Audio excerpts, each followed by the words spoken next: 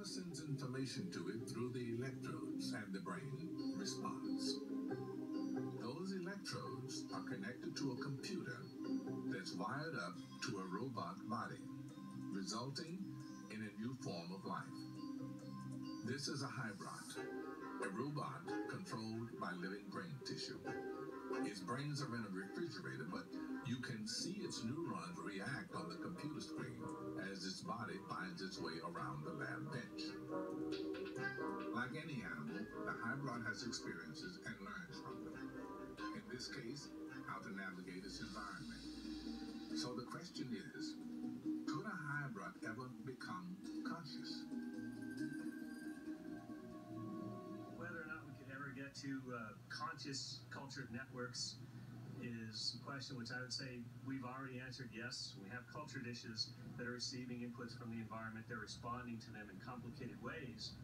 So they're conscious of their environment in some very rudimentary fashion, perhaps with more complicated interactions between different brain tissues and between the computer and the brain tissues.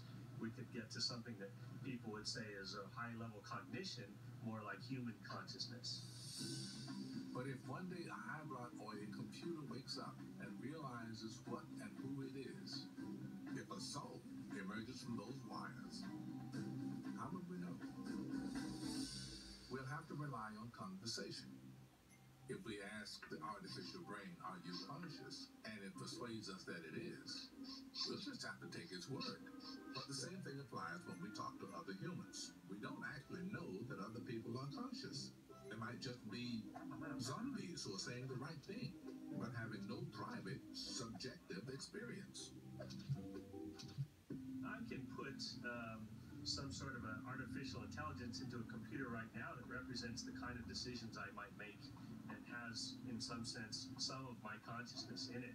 So that's not hard to do, but to get something that we would say is a good enough copy of my consciousness that if it were put back in somebody else's body, people would be fooled into thinking it was me. This is something we haven't even the first clue of how to do it in any kind of a detailed way. Building artificial homes for our souls may be a long time coming. So what do we do in the meantime? Turns out the ideal vessels to carry souls